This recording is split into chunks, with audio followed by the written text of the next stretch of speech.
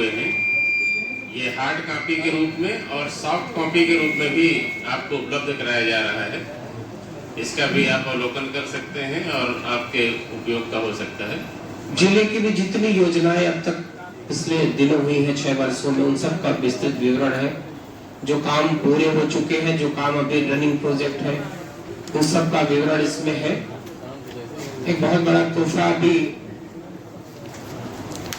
एक सड़क मिली है 6000 करोड़ रुपए की, जिसका उद्घाटन अभी चंद दिनों पहले इस देश के हमारे माननीय गडकरी जी परिवहन मंत्री हैं, उन्होंने किया।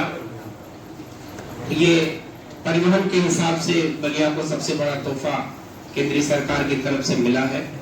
पूर्वांचल एक्सप्रेसवे के चलते हमारी कनेक्टिविटी जो बनी है लखनऊ से देश के अन्य, उत्तर प्रदेश के अन्य जिलों से, तो निश्चित ही बलिया में भी विकास के जितने काम है वो आपसे छिपे नहीं है। और वो सारी चीजें, उसका समस्त विवरण, चाहे वो सुरहा ताल का काम हो रहा हो, चाहे वो अभी चैनलों के माध्यम से पानी निकासी की व्यवस्था हो, नाले का जो काम हो रहा है शहर में, तो मुझको लगता है किसी से कुछ छिपा नहीं है। जो चीजें हैं आपके सामने हैं।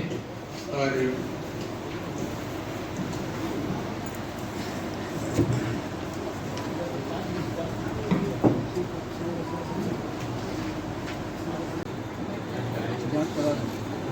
अभी हम लोग इसके बाद बैठेंगे तो सारे अधिकारी हमारे स्वास्थ्य के भी रहेंगे, उन सबको इससे अवगत कराया जाएगा। और ये तो लापरवाही है, एनेस्थीसिया का डॉक्टर नहीं है तो एनेस्थीसिया देने का और उनको कोई ऑपरेशन करने का अधिकार किसी अस्पताल को नहीं मिल सकता। एनेस्थीसिया का डॉक्टर ही एनेस्थीसिया दे सकता है। कोई सड़क छाप आदमी, कोई झोला छाप व्यक्ति एनेस्थीसिया देगा तो वो मरीज फिर लौट के नहीं आएगा। ये बहुत एनेस्थीसिया की डोज डिसाइड होती है कि कितने देर तक आपको उस ऑपरेशन के तहत संज्ञा शून्य रखना है। और फुल एनेस्थीसिया अलग होती है, जिस बॉडी पार्ट का ऑपरेशन करना, माइनर ओटी जिसको आप कहते हैं, तो आजकल की एनेस्थीसिया पूरे व्यक्ति को बेहोश करने की नहीं होती, सिर्फ उस पार्ट को शून्य कर देते हैं। माइनर और मेजर ऑपरेशन में एनेस्थीसिया बहुत एडवांस चीज है। अगर कोई ऐसा अस्पताल करता है तो हम उसकी भी जांच कराएंगे कि एनेस्थीसिया विशेषज्ञ के अलावा किसी को ऐसा करने का अधिकार नहीं है। क्या जनपद के साथ कोई ऐसा विभेद हो बता दीजिए। क्योंकि प्रभारी मंत्री है और आप ही बता पाएंगे जनपद नहीं, जो कमियां हैं मुझको आप बता दीजिए, वरना कोई काम कोई। आप मंत्री जी 6 साल की उपलब्धि बताने आए हैं तो बलिया की उपलब्धि मंत्री जी 5 गंभीरता से ले रहे हैं। और जहाँ देखिए आपने स्टाफ की कमी बताया, मैंने आपसे कहा कि उसके लिए डॉक्टर और जो भी रेडियोलॉजिस्ट, अल्ट्रासाउंड के लिए ये सब टेक्निकल हेड्स हैं, इनके लिए हम लोग प्रयास कर रहे हैं कि वो मिल जाए। और पैरामेडिकल की भी जो कमी है उसको भी, लेकिन व्यवस्था की जो कमी है उसके लिए जो व्यक्ति दोषी होगा उनके खिलाफ। आप यकीन नहीं करिएगा कि हमारे स्वास्थ्य मंत्री वर्तमान में जो है माननीय ब्रजेश पाठक जी, न जाने कितने अस्पतालों का दौरा दिन रात करते हैं वो उसकी बेहतरी के लिए। और बरसों का बिगड़ा हुआ सिस्टम है, उसको ठीक करने में थोड़ा वक्त और लगेगा।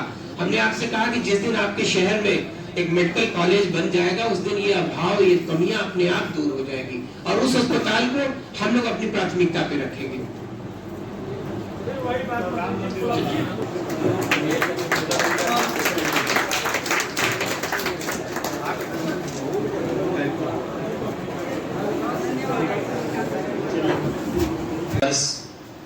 और 5 वर्ष को कार्यों के मुताबिक विभाजित किया। 1 वर्ष पूरे हो गए हैं।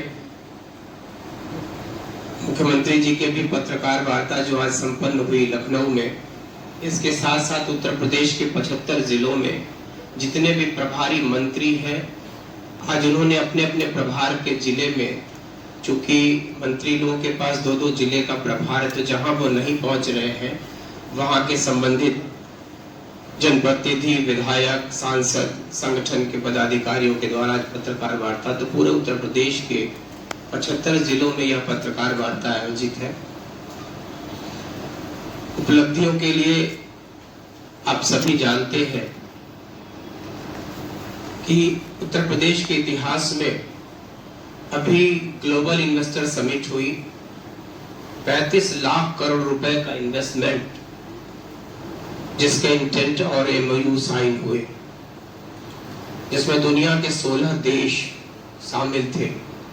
और उत्तर प्रदेश के इतिहास में पहली बार इस प्रयास के लिए दुनिया के 21 बड़े शहरों में हमारे कैबिनेट मंत्री का दल गया।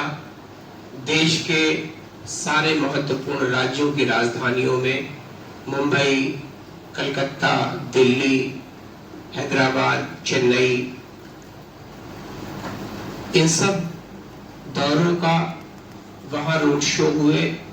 और उस सब का परिणाम ये रहा कि एक बहुत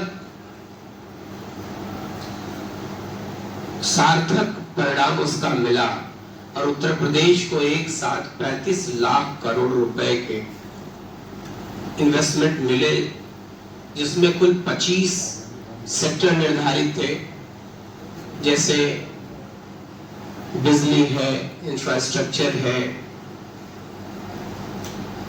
कोई ऐसी विकास संबंधित सेक्टर नहीं था, सबको अलग अलग चिन्हित किया गया था, सब में इन्वेस्टमेंट आए।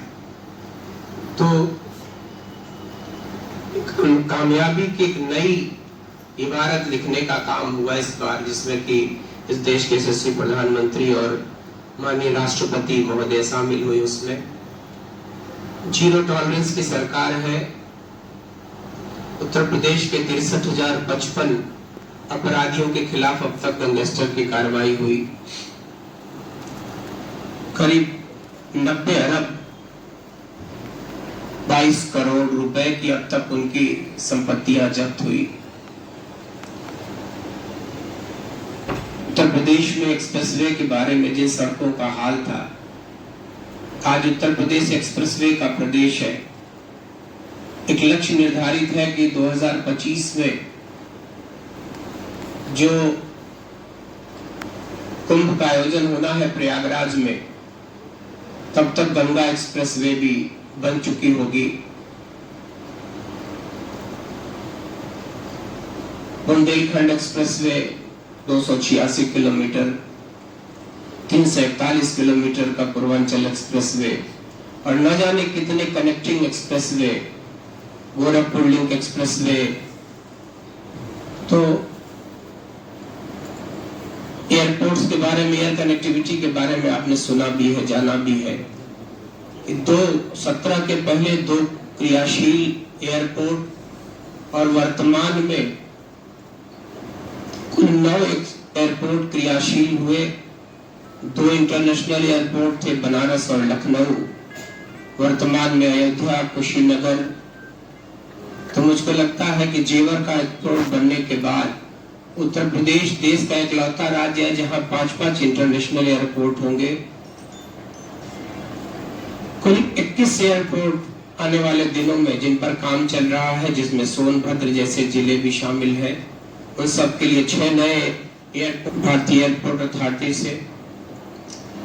तो 21 एयरपोर्ट का राज्य, एक्सप्रेसवे का राज्य।